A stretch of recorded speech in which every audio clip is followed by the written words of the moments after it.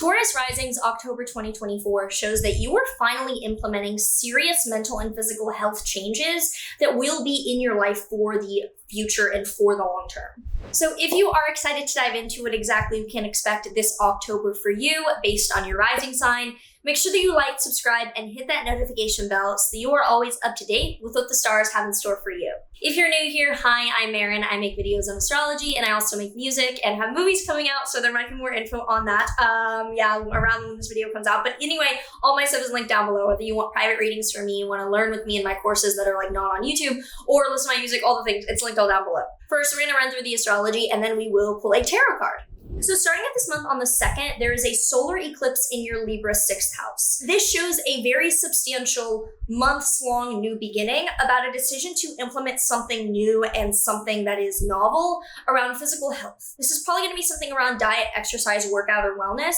Alternatively, the only really other options it could be randomly are coworkers. You're hiring a new team of people and you can substitute that in for all of these 6th house Libra topics. Or it could be that you're getting a new pet and it's very significant. But for the majority of the people with Taurus rising, this is going to show a huge new direction in your physical health after about a year and a half of cutting a lot of practices and things out of your physical health. For the past year and a half, the cycle has shown that you've been getting rid of either things that you've been doing health-wise, or you've been like firing or getting rid of people that you worked with. This is now showing that you're committing to a new decision to hire people or to more likely change your physical health in a new direction. Then on the 5th to the 6th, Mercury in your Libra 6th house will square Mars in your 3rd house.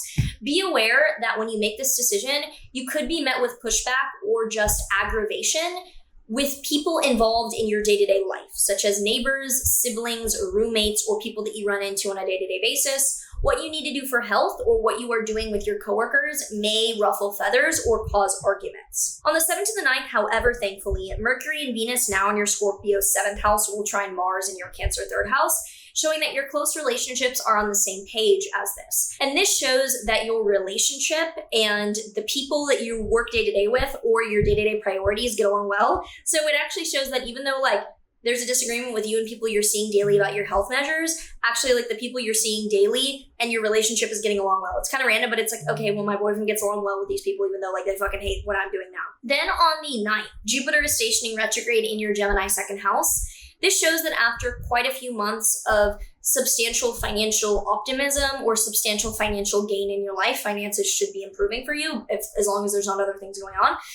There is now Jupiter going retrograde, which shows that you're not going to be continuing to make money directly in the same way. Most likely, you will either look back and conserve your money or think of different ways to achieve the income goals that you have. So it doesn't show loss of money. It just shows slowing down and rethinking things for about the rest of the year. On the 12th to the 15th, the Sun will square Mars, again between your 6th and 3rd houses.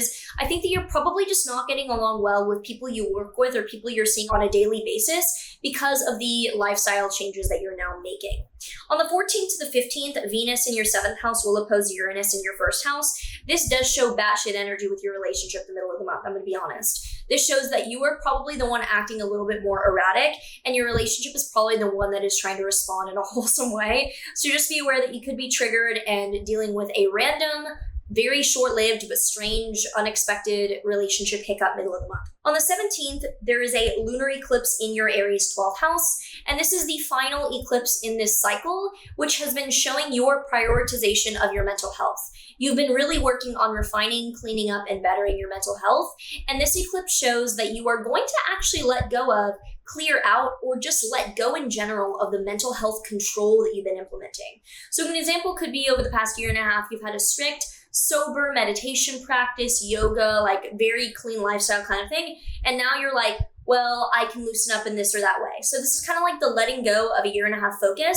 It does not show slipping or falling back. It just shows a letting go of that focus. On the 17th as well, Venus will be entering your Sagittarius 8th house, showing that Venus is going to bring harmony into your financial sectors for the remainder of this month. On the 23rd, the Sun enters your Scorpio 7th house, adding even more relationship focus in a positive way for the remainder of this month. And on the 26th to the 29th, Venus, also in your Scorpio 7th house, will trine Neptune in your 11th house, showing that your friends and your relationship are getting along very well. If you are not in a committed relationship, this shows a best friend or a business partner or like the number one person in your life getting along considerably well with your friends and people that you look up to and socially hang out with. These are not the coworkers or people like you see daily that you don't choose to that I was highlighting earlier on this month. On the 28th, Venus in your 8th house will square Saturn in your 11th house. So do be aware that you could feel a financial halt, or you could feel as if the people around you are pressuring you to manage your money in a way that you don't feel comfortable with. Then we end the month on the 30th to the 31st with Mercury in your 7th house, opposite Uranus in your 1st house. This shows, again, chaotic communication with the partner, and even though it's not that serious, it does look like there's something chaotic going on second half of this month with the partnership. If you have any thoughts or feelings around this October, let me know in a comment down below. I'm interested to hear how you're feeling about this upcoming eclipse season.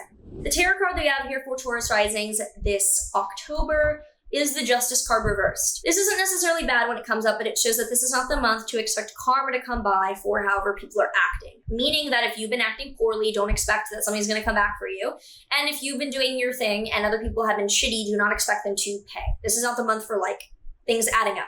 If you enjoy this, make sure that you like and subscribe, do all the other things, share this if you know someone with this rising sign as well. It all helps, and I know that a little under 50% of you are subscribed, so let's get it closer to 100, please. You could be the person that goes up like a couple percent. It all helps. Anyway, have a good eclipse season, enjoy your October, and I will see you in the next one. Bye!